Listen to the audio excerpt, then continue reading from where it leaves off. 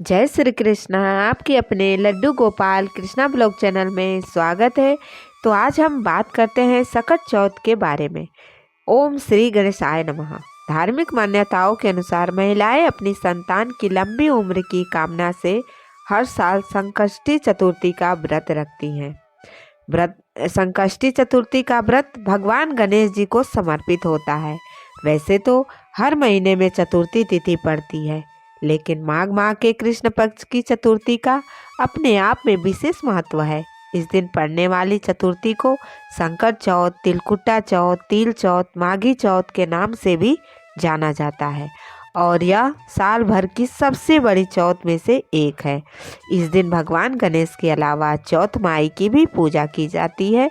इस दिन इस व्रत में महिलाएं निर्जला व्रत रखकर रात में चंद्रमा को अर्घ देकर अपना व्रत खोलती हैं।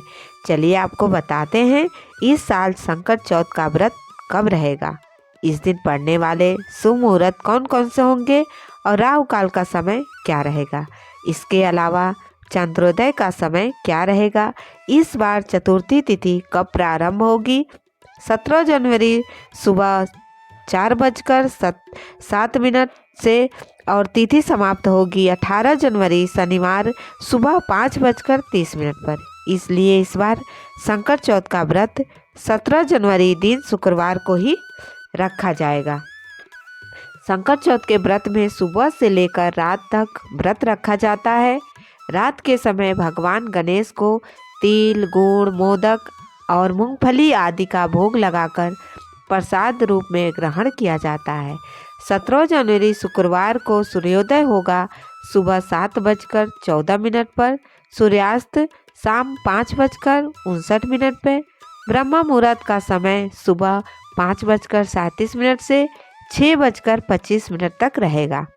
संकट चौथ के दिन इस बार सर्वार्थ सिद्धि योग भी बन रहा है, जिसमें सौभाग्य योग पूरा दिन रहने के बाद मध्य रात्रि 12:57 पर समाप्त होगा।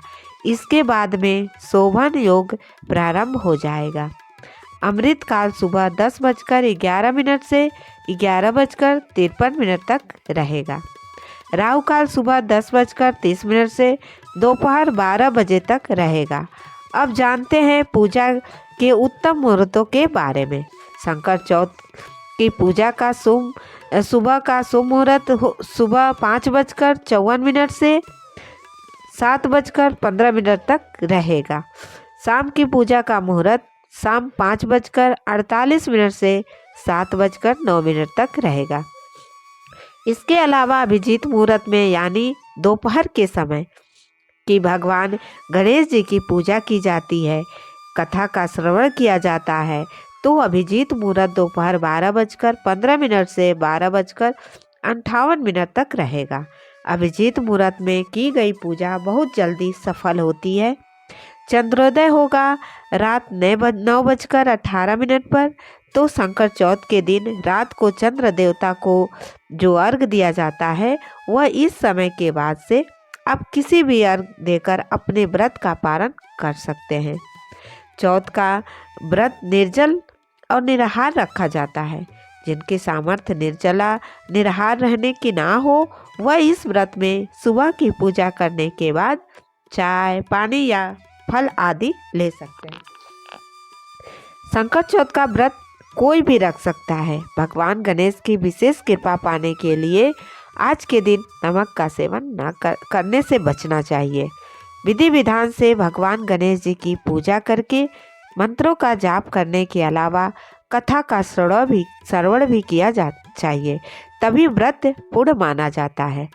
नियमों के अनुसार संकट चौथ का व्रत दूध और शकरकंद भोग लगाकर खाकर ही व्रत का पारण होता है और इस चीज़ों का भोग पहले भगवान गणेश जी को ही अर्पित करना चाहिए। इसके बाद तिल, गुड़ आदि को प्रसाद के रूप में ग्रहण करना चाहिए। पारण करने के बाद आप शकरकंद, तिल, गुड़ आदि के साथ चढ़ाए गए भोग का सेवन कर सकते हैं।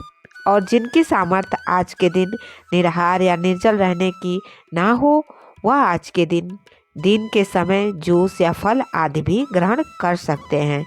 और जो लोग व्रत रखने में सक्षम हैं नहीं है, उन्हें आज के दिन तामसिक चीज़ों का आदि मांस मदिरा आदि का सेवन भूलकर भी नहीं करना चाहिए। इस दिन दान देना बहुत शुभ माना जाता है और पूजा करते समय काले रंग के वस्त्र पहनना वर्जित होता है। संकर चौथ के दिन महिलाओं को पीले या लाल या हरे रंग के वस्त्र धारण करके ही पूजा करनी चाहिए।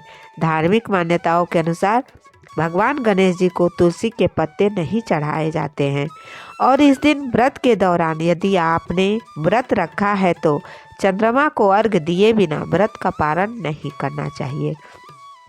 भगवान गणेश जी को इस दिन दुर्वा जरूर अर्पित करें क्योंकि भगवान गणेश को दुर्वा अत्यंत प्रिय होती है। रात के समय चंद्रमा को अर्घ देते समय आप इस बात का भी ध्यान रखें कि अर्घ के दौरान आपके पैरों में जल के छींटे ना पड़े। यदि रात के समय आसमान में चंद्रमा ना दिखाई दे तो आप भोलेनाथ के मस्तक पर बने चंद्रमा को की भी पूजा अर्घ देकर आप व्रत का पारण कर सकते हैं। उम्मीद करती हूँ जानकारी आपको अच्छी लगी होगी तो चैनल को लाइक और सब्सक्राइब जरूर करिएगा। कमेंट में ओम गण गणपते नमः जरूर लिखिएगा। मिलते हैं अगले वीडियो में एक नई जानकारी के साथ। जय श्री कृष्णा।